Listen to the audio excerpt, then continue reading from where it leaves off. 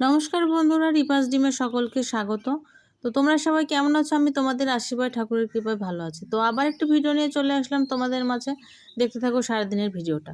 তো আমি স্নান সকালের মানে কাজ কমপ্লিট করে নিয়ে স্নান করে যে চলে আসলাম, এই যে দেখার ওই জানলাতে ঠাকুরের কাপড়গুলো ধুয়ে দিয়েছি। তো স্নান টান করে পূজা করে চলে আসলাম রান্না করার জন্য। তো আজকে রান্না করব হচ্ছে রুই মাছ। আর রুই মাছ সঙ্গে পাঙ্গাস মাছ কয়েকটা আছে, একসঙ্গে রান্না করব। যেহেতু মেয়ে পাঙ্গাস মাছ খায় না সেই কারণে, আর আমিও পাঙ্গাস মাছ খাই না সে কারণে ওর জন্যে আর আমার জন্যে একটু রুই মাছ রান্না করব। কারণ তরকারি একটার মধ্যেই থাকবে, একই তরকারি থাকবে, আলাদা করে দরকার পড়বে না। তো সেই কারণে আ ২ মাছটা একসঙ্গে রান্না করতেছি।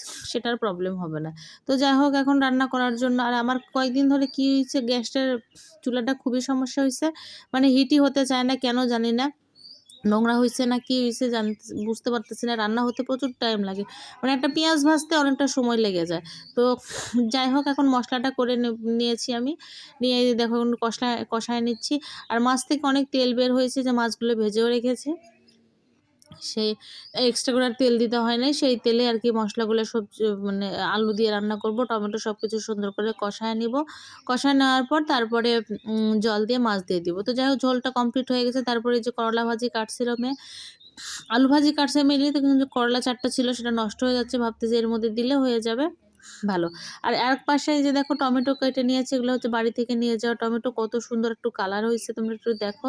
মানে টাটকা জিনিসের কথাই আলাদা। যাই হোক, ওটা এখন টমেটোর একটু টক রান্না করব। আর এই পাশে একটু ভাজি করব। একটু চচ্চড়ির মতো করতে চেয়েছিলাম, কিন্তু চচ্চড়ি না, একটু ভাজিই করব। তো দেখো আমার ভাজি কিন্তু কমপ্লিট। এখন এই যে আমার টকও প্রায় শেষ, কাজু কিশমিশ দিয়ে দিচ্ছি। তারপরে একটু আগেই ভেজে রেখেছিলাম মসলা, মানে মৌরি গুঁড়ো করে রেখেছিলাম, ভেজে নিয়ে গুঁড়ো করে রেখেছিলাম, সেটাই এখন দিয়ে দিচ্ছি, যে দেখতে পাচ্ছ। এখন দিয়ে কিছুক্ষণ নাড়াচাড়ার পর করার পর হয়ে যাবে। তো এটা হচ্ছে কমপ্লিট। টমেটোর টক করা কমপ্লিট হয়ে গিয়েছে। এখন মানে আর তরকারি তো হয়েই গেল। এখন নাড়াচাড়া করে একটু রেখে নামায় ফেলবো। তো আমাদের দুপুরের খাওয়া-দাওয়া তো দেখো, টমেটোর টক আর এই পাশে এই যে মাছের ঝোল, কালারটা কত সুন্দর হয়েছে তোমরা একটু একবার দেখো। শসা, লেবু আর এই যে ভাজি আর হচ্ছে ভাত।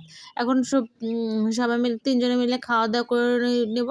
তো এই হচ্ছে আমাদের আজকে দুপুরের খাওয়া-দাওয়া। তো তোমার দাদা অফিস থেকে আসছে অনেক আগেই। রান্না একটু পরে হয়েছিল। তো যাই হোক, সবাই মিলে একসঙ্গেই খাওয়া-দাওয়া করে নেব। করে নেব। ৩ জন মোটে মানুষ। তো মেয়ে বলতেছে একটু পরে, ও ভাত গিয়েছিল, ও একটু পরে এসেও খাওয়া-দাওয়া করবে। তো যাই হোক, আজকে কিন্তু টমেটোর টকটা অনেক বেশি টেস্ট হয়েছিল। খাওয়া-দাওয়া করে একটু রেস্ট নিচ্ছিলাম।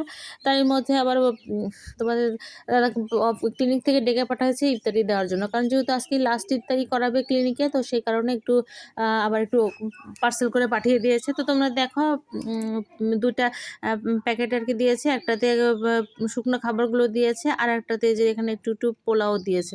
এই যে দেখতে পাচ্ছ। পোলাও দিয়েছে, শসা দিয়েছে, মানে বেশ অনেকটাই খাবার দিয়েছে। তো এটা একটু পরে খাবো, কারণ মাত্র কিছুক্ষণ আগে ২ ঘন্টা আগে ভাত খাওয়া হয়েছে, এখন রেখে দিচ্ছি। তারপর যাই হোক, শুভ সন্ধ্যা বন্ধুরা। সন্ধ্যাবেলা এখন যাচ্ছি পূজা কমপ্লিট করে। সন্ধ্যাবেলা এখন যাচ্ছি হচ্ছে ননদের ওখানে, মানে পিসি শাশুড়ির ওখানে।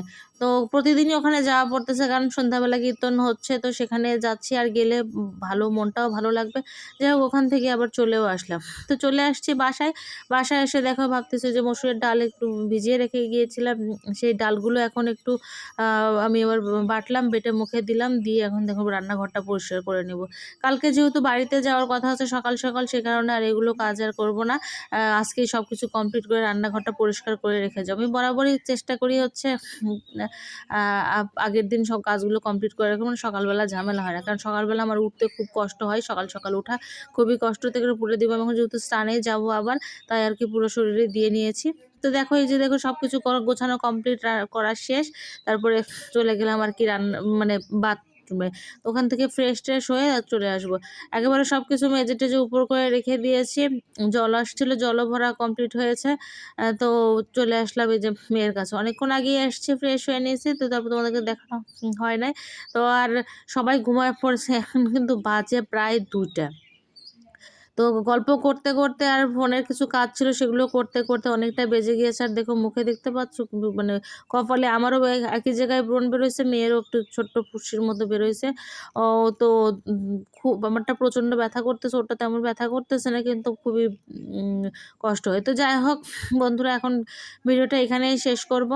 তো এখন ঘুমাতে যাব, অনেকটাই রাত হয়ে গেছে, সবাই শুয়ে মানে তোমাদের দাদা তো প্রায় 2 ঘুম দিয়ে ফেললো মাঝরাত তার, কারণ 2টা অলরেডি বাজে, অলরেডি আসলে মাঝরাতই। তো কেমন লাগলো ভিডিওটা অবশ্যই একটু কমেন্ট করে জানিও তো।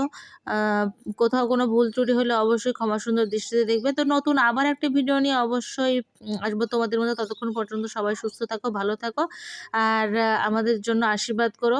তোমরা যে যেখান থেকে আমার ভিডিও দেখতেছো সকলকে অনেক ধন্যবাদ, অনেক ভালোবাসা, অনেক যে তোমাদের ভালোবাসা ছাড়া কোনো কিছুই সম্ভব না। তো তোমাদের আমার একমাত্রই কাম্য হচ্ছে তোমাদের ভালোবাসা। আমার কোথাও কি ভুল হচ্ছে, কিভাবে কি দেখতে চাচ্ছ, মানে কেমন ভিডিও তোমরা দেখতে চাচ্ছ, কী ধরনের, সেটা অবশ্যই একটু কমেন্ট করে জানিও।